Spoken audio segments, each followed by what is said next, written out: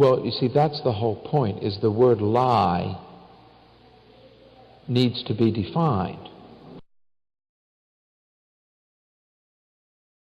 Somewhere right in that period. Yeah, I went down to the bank, I believe it was on a Thursday, to deposit those checks, and they told me that the bank account had already been closed out by Pennsylvania.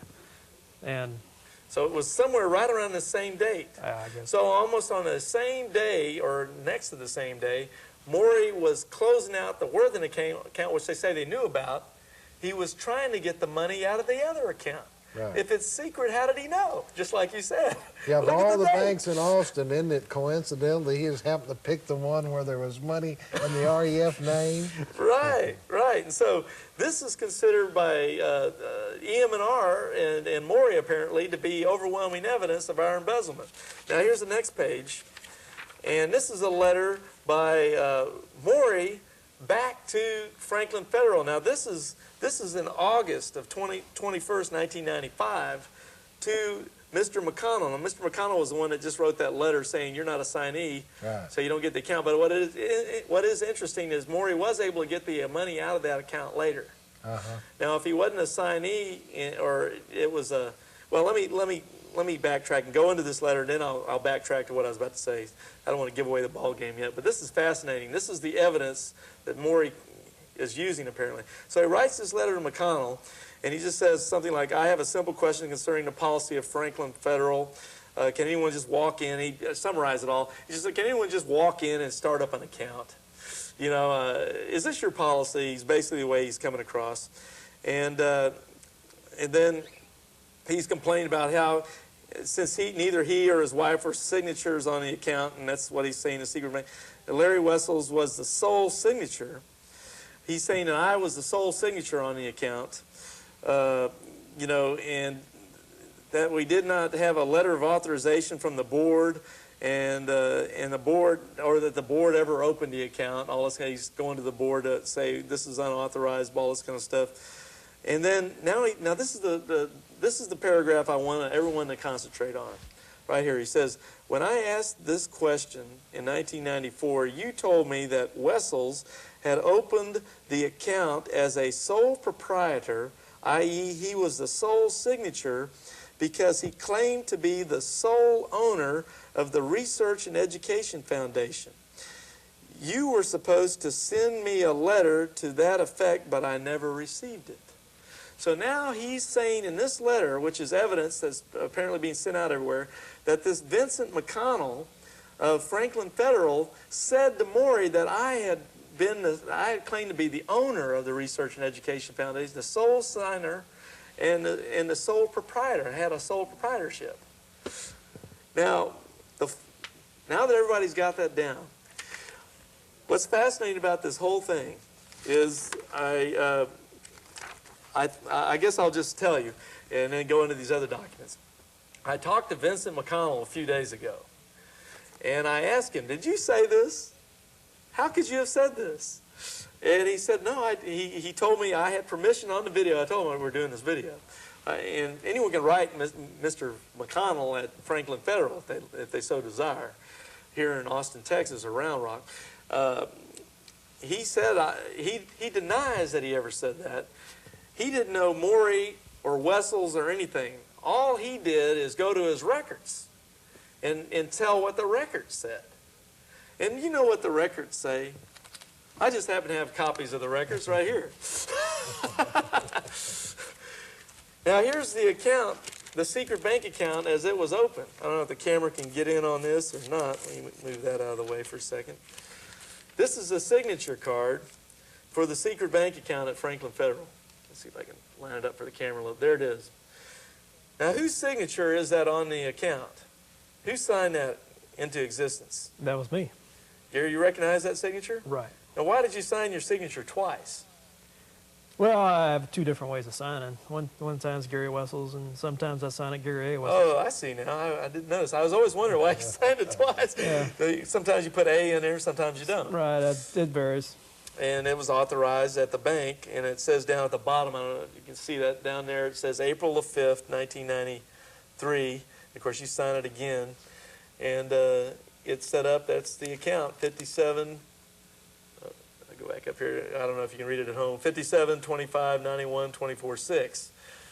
So am I starting this account as the sole proprietor and the sole signee on the account? Whose name is on there? Is it mine?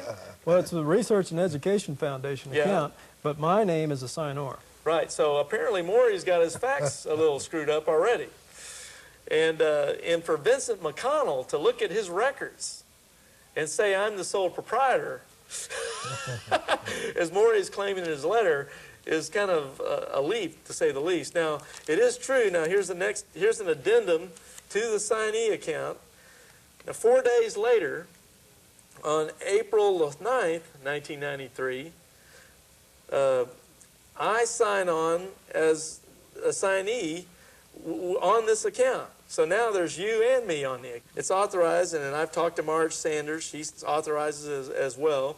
And this goes into the fact, too, that you had told me, I think, when you're setting up this account, that you were reactivating the original REF account, which was at Franklin, from 1990 through 1993, early 93. The REF I would always previously had an account there. Yeah, we had a previous account and Morey there. knew about all that, didn't he? Of course. Yes. Of course he did. And so when you came back from Pennsylvania, you reestablished the REF account that had been, I mean, it was under a new account number, of course. It was, right.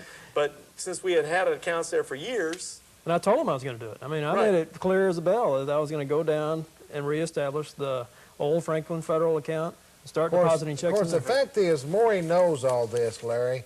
What you need to point out is just his chicanery of trying to make it appear that you men were doing something underhanded and behind his back. The fact is, he was just frustrated because he could not get that money out. That's what he was after. And so he concocted this tale then that you've just given us there, that this is a so-called secret account. But you have actual checks that transpired. Well, we're going to get it. That's a very good point. You know, that shows that Morey, I want to show one more thing that ties in with this. That shows that Vincent McConnell could have never said, and he told me himself he didn't say it because the records don't reflect it. He would have only gone with what the records in the bank had shown. And now this is a copy of what you, Gary, turned in when you set up the REF account. Right. These documents... Actually reestablished. Yeah, to reestablish it. And when you have a nonprofit corporation, a corporate account, you have to turn in the proper paperwork. Right. This is the paperwork, and these papers were given to me just the other day by Marge Sanders and other bank representatives at the secret bank account location. Larry, if you had been the proprietor of REF, you know how that account would have been set up? DBA. DBA. That's doing business as. Right. And that right there prevented it from being set up as a DBA. Exactly. You got this from the state of Texas, Secretary of State, Certificate of Authority, Research and Education Foundation, and these other documents as well. Let's see, looks like I got 2 documents of that. And then you got this that you also turned in back here.